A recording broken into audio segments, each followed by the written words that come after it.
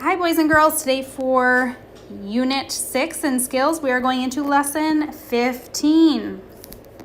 Let's take a look at our primary focus slide. In this lesson, you will be taking your spelling test. You will be reading the story called The Attack on Washington, D.C. with Purpose and Understanding. We will also take a look at a run-on sentence and look at some corrections with that. You will also be working with apostrophe. So first things first, your spelling test. Have somebody at home give you your spelling test if you are not on Zoom. Next, reading The Attack on Washington, D.C. Now, when you read through this, you should start thinking back to L&L when we covered this and think of some key details that might stick out to you while you're reading, okay? You'll be surprised how much will come back to you. Let's look at our vocabulary words before you go ahead and jump into that reading. Capitol is the first one. That is a building in Washington, D.C. where Congress meets. Next is more of a phrase or a saying, support the troops. That is to provide encouragement and sometimes food and supplies to soldiers. Next word is defeat. That is to lose in a contest or a battle. All right, next, let's look at our spelling previews. We have O making that schwa sound, It's being super lazy. Let's take a look at our card, like in the word sun, okay? Sun. That O is being super lazy. Okay, an example that I gave you is capital. Okay, in the word capital, that O is making the sound. It's being lazy. Okay, once you're finished reading that chapter, you're going to complete activity page 15.2. And on this page, you'll see a bunch of sentences that are all mixed up. They're not in the correct order.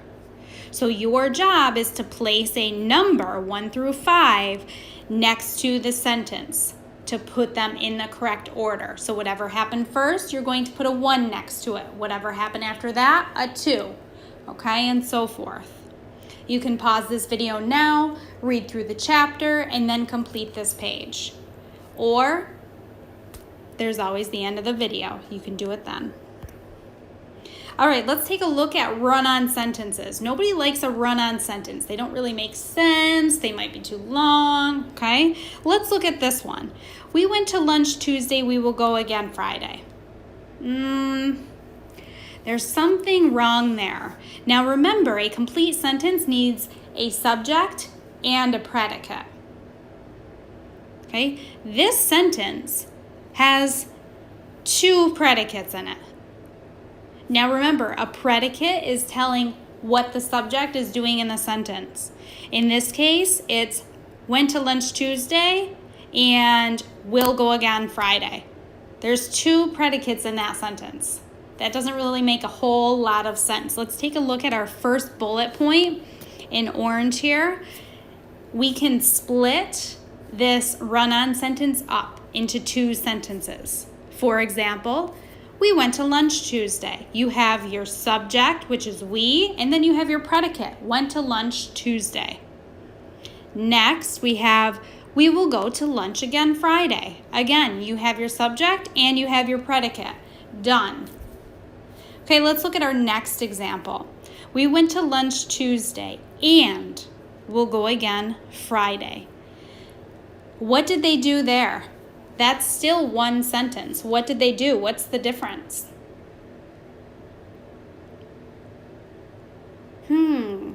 Notice they got rid of a subject and they plugged it in with the word and. They plugged and, oh my goodness, Mrs. Brown can't talk today. They plugged and into where the subject was, the second subject. Let's look at our first sentence up on top here. We have we, that is a subject. And then a little later in the sentence, we have we again. Okay? Too many subjects. So they got rid of the second we, and they put and. right in there in its place. Do we all see that? Okay, so that's your second option.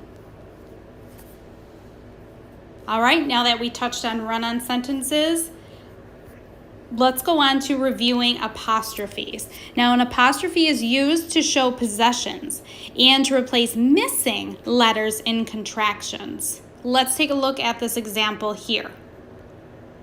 Molly's cat doesn't like eating fish.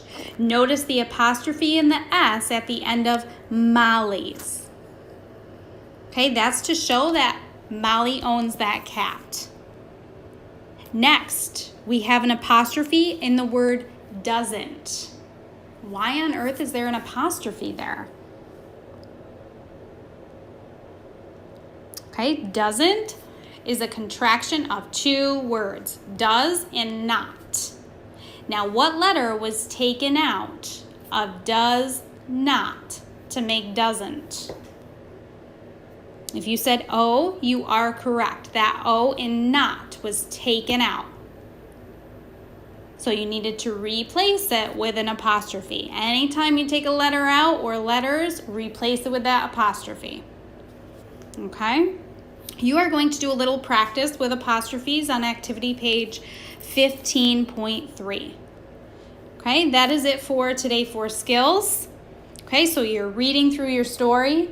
You're completing activity page 15.2. And then you're doing 15.3, your apostrophes page.